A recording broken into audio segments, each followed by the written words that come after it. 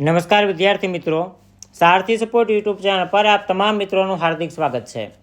તો આજના આ વિડીયોની અંદર ધોરણ 9 વિજ્ઞાનની પ્રથમ જે એકમ કસોટી છે, પ્રથમ પ્રશ્ન બેંક છે, એનું આજે આપણે સોલ્યુશન જોવાના છીએ। તો આ વિડીયોને અંત સુધી જોતા રહેજો।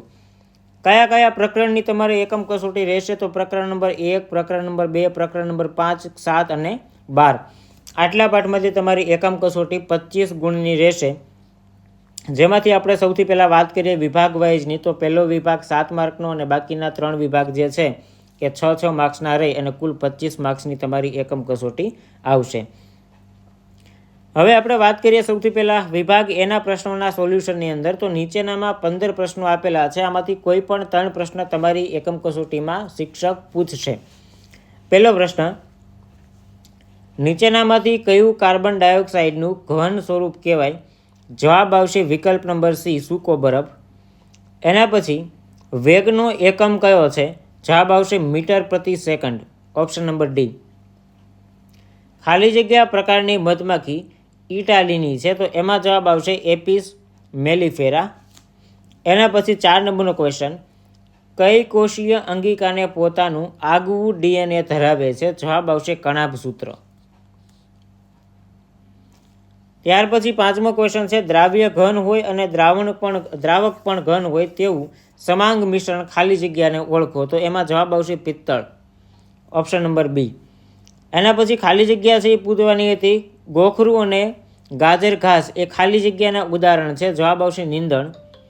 ત્યાર પછી ઓડોમીટર એ ખાલી જગ્યા રાશિનું માપન કરે છે, તો ઓડોમીટર જે છે એ અંતરનું માપન કરે। ત્યાર પછીનો ક્વેશ્ચન છે, કોષની પાચન કોથળીને ખાલી જગ્યા કહેવામાં આવે છે, જવાબ આવશે લાઇસોઝોમ્સ। ત્યાર પછીનો ક્વેશ્ચન છે, એક વાતાવરણ દબાણે પાણીનું ઉત્કલન બિંદુ ખાલી જગ્યા છે, જવાબ આવશે 100 સેલ્સિયસ। કદનો એકમ ખાલી જગ્યા છે, 10 નંબરનો ક્વેશ્ચન છે, તો કદ માપવા માટે છે એ ઘન મીટરનો ઉપયોગ થાય છે, એટલે જવાબ આવશે સી। એના પછી આપેલા વિધાન ખરા છે કે ખોટા એ આપણે જણાવવાનું છે। પ્રવાહીનો આકાર ચોક્કસ હોય છે? ના, પ્રવાહીનો આકાર ચોક્કસ હોતો નથી, તમે જેવા પાત્રમાં ભરો એવો ઘાટ લઈ લે છે। પદાર્થ સ્થિર અવસ્થામાં હોય ત્યારે તેનું વેગમાન મહત્તમ થાય? ના, ખોટું છે। ત્યાર પછીનો ક્વેશ્ચન છે, આદિકોષ કેન્દ્રીય કોષ સારી રીતે વ્યાખ્યાયિત કોષ કેન્દ્ર ધરાવે છે, તો આ વિધાન પણ ખોટું છે। ત્યાર પછી ઝીંગા અને મુસલ એ ક્વચિત માછલીઓ છે, તો જવાબ આવશે સાચું છે। અને ઘન પદાર્થોનું પ્રસરણ સૌથી વધારે થાય છે, તો જવાબ આવશે ખોટું। એના પછી આપણે લાંબા પ્રશ્નો અહીંયા તમને પૂછેલા છે, એક વખત જોઈ લેજો, તૈયાર કરી નાખજો। આપણે સોલ્યુશન અત્યારે લાંબા ક્વેશ્ચનનું જોતા નથી। હવે આપણે વાત કરીએ વિભાગ બીની અંદર ખરા ખોટામાંથી કોઈ પણ 2 હોઈ શકે। પશુઓના નિવાસસ્થાનનું ભોંયતળિયું ઢોળાવવાળું હોવું જોઈએ કે જેથી સફાઈ સરળતાથી થઈ શકે, જવાબ સાચો છે। તાપમાન વધતા દ્રવ્યના કણોની ગતિ વધે છે, તો આ વિધાન પણ સાચું છે। બગીચામાં રમતો બાળક એ નિયમિત વર્તુળ ગતિનું ઉદાહરણ છે? ના, એ વર્તુળનું ઉદાહરણ નથી, એટલે ખોટું આવશે।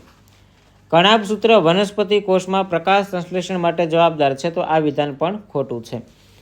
રાઈટ, એની રીતે આ પછીના બધા પ્રશ્નો છે એક વખત જોઈ લેજો।